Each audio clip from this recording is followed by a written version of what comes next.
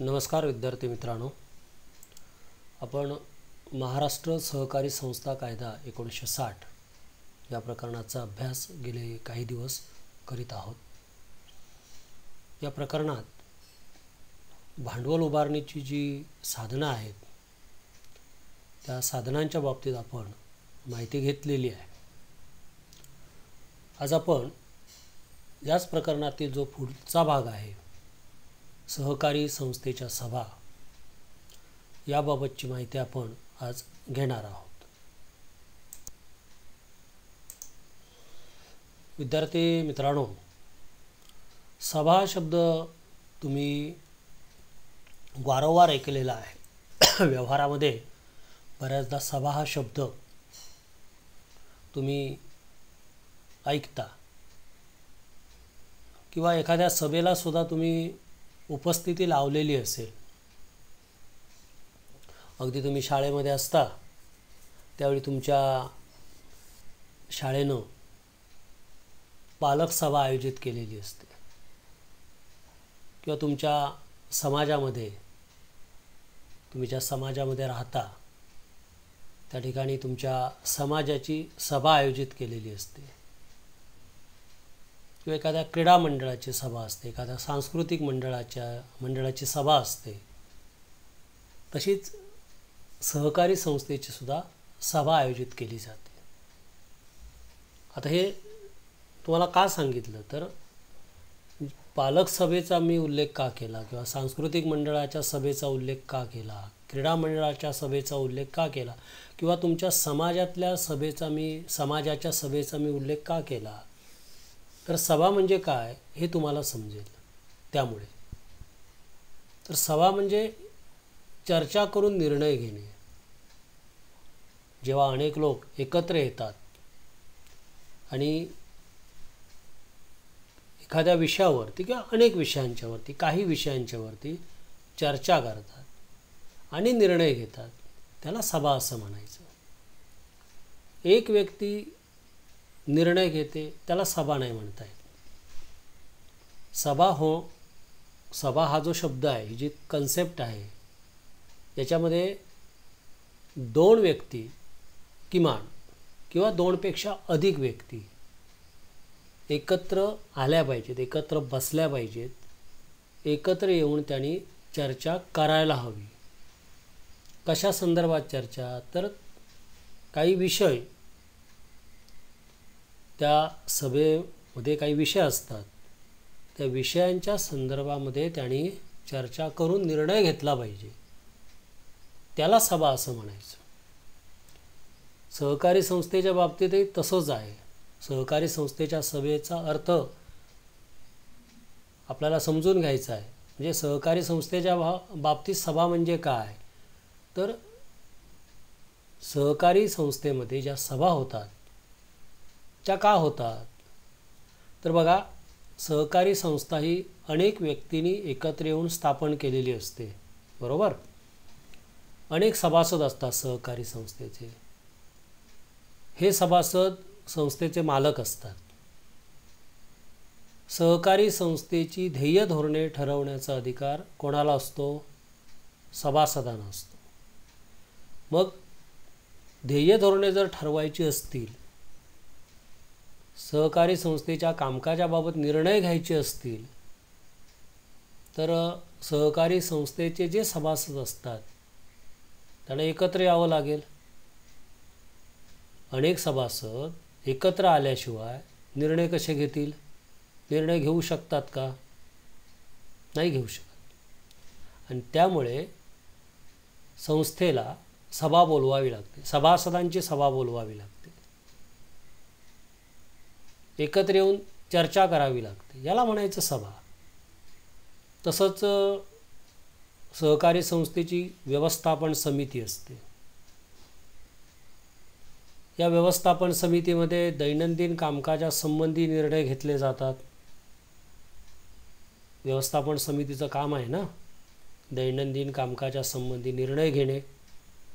ते निर्णय घेण्यासाठी सुद्धा व्यवस्थापन समितीचे जे सदस्य असतील, 11 असतील, 13 असतील, 15 असतील, जे असतील त्यांना एकत्र यावं लागतं, एकत्र येऊन चर्चा करावी लागते आणि निर्णय घ्यावा लागतो.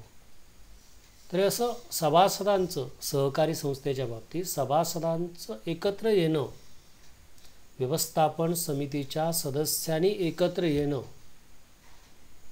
चर्चा करणं, जे विषय सभेसमोर असतील, चर्चा करण्यासाठी कोणते तरी विषय असणार ना, ते जे कोणते विषय असतील त्या विषयांच्या संदर्भात चर्चा करणे आणि निर्णय घेणे, हा त्याच्या पुढचा भाग. असं ज्यावेळी होतं तेव्हा त्याला म्हणायचं सभा. आलं लक्षात? तर हा झाला सभा म्हणजे काय त्याचा अर्थ. आता सभेची व्याख्या जी आहे ती अशीच व्याख्या आहे, फक्त ही विशिष्ट शब्दामध्ये ती बसवलेली आहे. सहकारी संस्थेच्या विद्यमान सभासदांना, म्हणजे जे विद्यमान सभासद म्हणजे जे आज आहेत सभासद, त्यांच्या अधिकृत पत्त्यावर, त्यांचा जो पत्ता असतो, त्यांनी जो ॲड्रेस दिलेला असतो, तो अधिकृत पत्त्यावर विशिष्ट दिवशी, विशिष्ट वेळी, ठराविक तारखेपूर्वी निश्चित केलेल्या विषयांवर चर्चा करण्यासाठी एकत्र बोलावून अशा विषयावर सविस्तर चर्चा केली जाते व त्यावर निर्णय घेतले जातात, त्यास सभा असे म्हणतात. ही झाली सभा या शब्दाची व्याख्या. सहकारी संस्थेच्या सभा म्हणजे काय त्याची व्याख्या. आत्ता जे तुम्हाला म्हणालो मी की जे संस्थेचे सभासद असतात, मग ते व्यवस्थापन समितीचे सदस्य असले तरी, म्हणजे संस्थेचे सभासद व्यवस्थापन समितीचे सदस्य जे असतील त्यांना आपण कळवावं लागतं. बघा, म्हणून म्हटलंय त्यांच्या अधिकृत पत्त्यावर. आपण सचिवाचा पत्रव्यवहार हे जे प्रकरण अभ्यासलं त्याच्यामध्ये आपण सभेबाबतची जी पत्र आहेत, नमुना पत्र, त्याचा अभ्यास आपण केलेला आहे. पहिल्या सर्वसाधारण सभेची सूचना, वार्षिक सर्वसाधारण सभेची सूचना, विशेष सर्वसाधारण सभेची सूचना, व्यवस्थापन समितीच्या सदस्यांना सूचना व कार्यक्रम पत्रिका. ही जी पत्र, याचा अर्थ काय, ही पत्र कशासाठी गेली, तर या लोकांना, म्हणजे संस्थेचे जे कोण सभासद असतील ते आणि कार्यकारी समिती, व्यवस्थापन समितीचे सदस्य, ज्यांना कळवावं लागतं की सभा आयोजित केलेली आहे आणि कधी आयोजित केलेली आहे, कोणत्या दिवशी, विशिष्ट दिवशी, विशिष्ट वेळी, तो दिवस, ती तारीख, ती वेळ सभेची, हे सगळं त्यांना कळवावं लागतं. आणि ही सूचना जी आहे ती देण्याच्या पूर्वी संस्थेने सभा कशासाठी बोलवायची आहे, कोणत्या विषयावरती चर्चा करायची आहे, हे निश्चित केलेलं असतं, हे ठरवलेलं असतं. त्या विषयांवर चर्चा करून निर्णय घेण्यासाठी ती सभा बोलवायची असते ना, म्हणजे आधी विषय ठरलेले असतात आणि त्याच्यानंतर सभा बोलवली जाते. मग याचा अर्थ नंतर चर्चा होते, निर्णय घेतले जातात. तर हे आधी जे निश्चित केलेले विषय आहेत त्याच्यावर चर्चा करण्यासाठी संस्थेच्या सभासदांना, कार्यकारी समितीच्या सदस्यांना एकत्र बोलवलं जातं. त्या विषयांवरती चर्चा केली जाते, त्यावर निर्णय घेतले जातात आणि त्यास सभा असं म्हटलं जातं. अशी ही सभेची व्याख्या. थोडक्यात काय, तर सहकारी संस्थेची सभा असू दे किंवा कुठलीही सभा असू दे, आता राजकीय सभा वगैरे असतात तो भाग वेगळा, पण साधारणतः पालक सभा, मी मगाशी मुद्दाम सांगितलं तुम्हाला, पालक सभा असू दे, तुमच्या समाजाची सभा असू दे, क्रीडा मंडळ असू दे, सांस्कृतिक मंडळ असू दे, ह्या ज्या सभा आहेत, या सभा आणि सहकारी संस्थेच्या सभा याच्यात म्हणजे अर्थाच्या दृष्टीनं फरक नाही आहे. कारण इथे ह्या सभा ज्या बोलवल्या जातात त्या बोलवण्याचं कारण असतं, म्हणजे ते विषय, कारण याचा अर्थ विषय असतात सभा बोलवण्यासंबंधीचे, आणि त्या विषयांवरती चर्चा करण्यासाठी या सभा बोलवल्या जातात. जे पूर्वी ठरलेले विषय किंवा जे कुठले विषय असतील त्या विषयांवरती चर्चा करून निर्णय घेण्यासाठी संबंधित जे लोक असतील, संबंधित ज्या व्यक्ती असतील त्यांना एकत्र बोलवणं, चर्चा करणं, निर्णय घेणं म्हणजे सभा.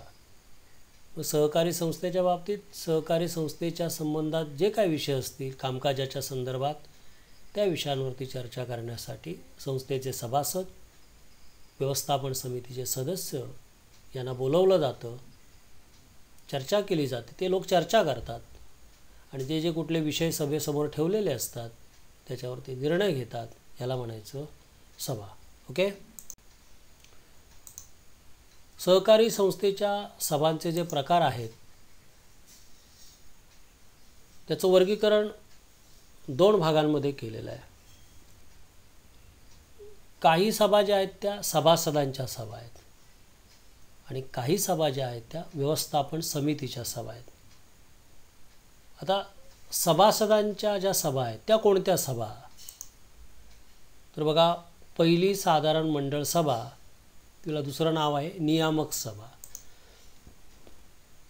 दुसरी जी आहे म्हणजे दुसरा प्रकार जो आहे तो अधिमंडळाची वार्षिक सभा किंवा सर्वसाधारण सभा. तिसरा प्रकार आहे अधिमंडळाची विशेष सभा किंवा विशेष सर्वसाधारण सभा. आणि चौथा प्रकार जो आहे तो अंतिम सर्वसाधारण सभा किंवा शेवटची सभा, अंतिम सभा असं तुम्ही म्हणू शकता. तर हे जे सभेचे 4 प्रकार स्क्रीनवर तुमच्या आहेत ते सभासदांच्या सभेचे प्रकार आहेत. या सभासदांनाच निमंत्रित केलं जातं. संस्थेचे जे सभासद असतात, सर्व सभासद, त्यांना निमंत्रित केलं जातं. त्यांना सूचना आणि कार्यक्रम पत्रिका पाठवली जाते. पहिली सभा, वार्षिक सभा, विशेष सभा, अंतिम सभा याची माहिती आपण स्वतंत्रपणे घेणार आहोत. त्यावेळी तुम्हाला ते कळेल, अधिक याबद्दलची माहिती तुम्हाला मिळेल. व्यवस्थापन समिती जी संस्थेच्या दैनंदिन कामकाजासाठी नियुक्त केलेली असते, त्या व्यवस्थापन समितीच्या सभेचे जे प्रकार आहेत ते हे पुढील प्रमाणे आहेत. बघा, व्यवस्थापन समितीची पहिली सभा. दुसरा प्रकार आहे व्यवस्थापन समितीची सभा.